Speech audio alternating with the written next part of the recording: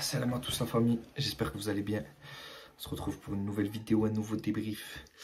Avant de commencer le débrief, je vais vous demander de liker la vidéo, de la partager et de commenter à fond.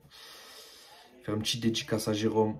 Voilà, un abonné qui m'envoie souvent des messages de force. C'est très gentil de sa part. Je lui avais promis que je lui ferais une dédicace, donc je te la fais maintenant. En plus, petite victoire. Que dire? L'Olympique de Marseille m'a manqué. L'Olympique de Marseille nous a manqué pendant quasi un mois et demi. On reprend par une victoire avec une correction. Ça a pas été, il n'y a pas tout qui a été rose durant ce match, mais l'essentiel est là, les 3 points. Avec la défaite de Rennes et le match nul de Lens, on se rapproche de plus en plus de la 2e place. Que dire de ce match? Franchement, une entame poussive. Pendant 15 minutes, on a du mal. Ils ont créé une situation très dangereuse, Toulouse. Et derrière on marque. Donc, on se remet dans le bain. On commence à un peu plus avoir le ballon. On commence à presser plus haut.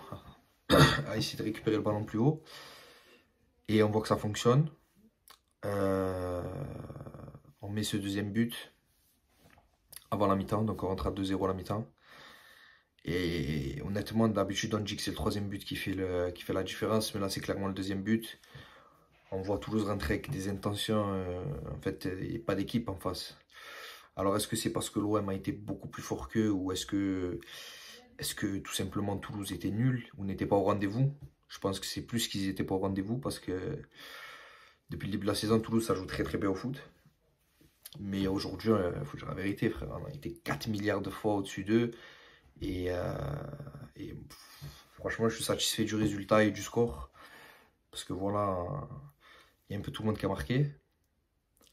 J'aurais bien aimé voir un petit but de Dieng avant la fin du match. Mais bon, le gardien il sort un arrêt de classe mondiale. Faut dire ce qu'il y est, frère.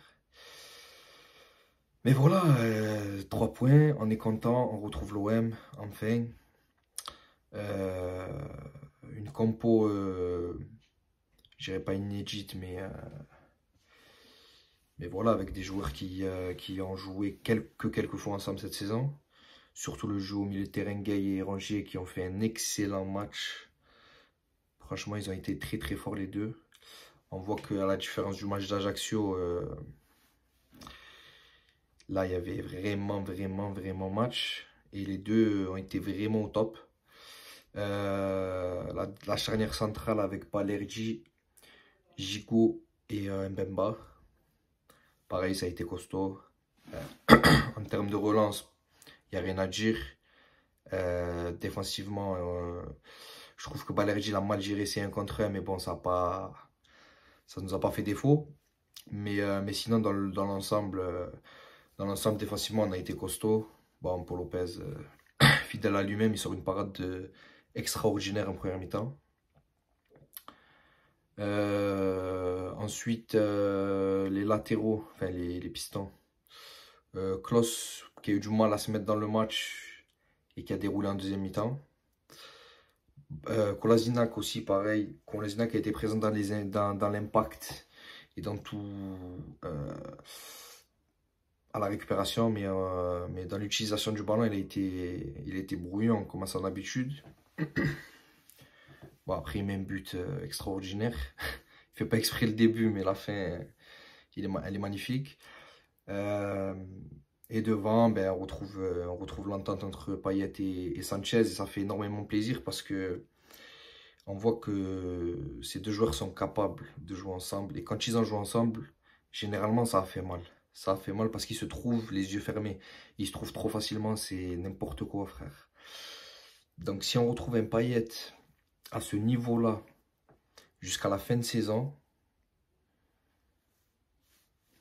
franchement, les frères, je le signe, hein, mais on finit sur le podium tranquillement. Mais tranquillement. La vérité, Payet à ce niveau-là, c'est... T'as l'impression que le temps, il s'arrête, frérot, quand il a le ballon. T'as l'impression que tout ce qu'il entreprend, ça marche. Et rappelez-vous, je vous l'avais dit dans les débriefs avant la trêve, un Payet à ce niveau-là, si Payet revient à son niveau, je vous avais dit exactement ça. Si Payet revient à son niveau, il sera titulaire dans cette équipe et il nous fera gagner. Et là, quand tu vois le niveau qu'il a là aujourd'hui, c'est un phénomène. Voilà, c'est un phénomène. On ne se rend pas compte de qui c'est Payet. Voilà, on ne se rend pas compte de qui est Dimitri Payet. Certes, il n'a pas de titre, certes, toujours la même rengaine, tous ceux qui sortent la même chose. Mais c'est un joueur extraordinaire. C'est un joueur qui a des qualités. C'est un vrai 10 en fait. C'est un vrai 10. Il n'y a plus de numéro 10 comme Dimitri Payet à l'heure actuelle dans le football. Ça n'existe plus. C'est un mec à l'ancienne. Mais il est beaucoup trop fort. Voilà, il est beaucoup trop fort. Bref, 3 points qui font plaisir. On remonte sur le podium à la 3e place. On passe devant Rennes. Avec le match nul de Lens. Donc on revient à 4 points de Lens. Écoute, tranquille, hein, on va aller à Montpellier la semaine prochaine. Montpellier qui a battu Lorient. Donc ça va pas être un match facile.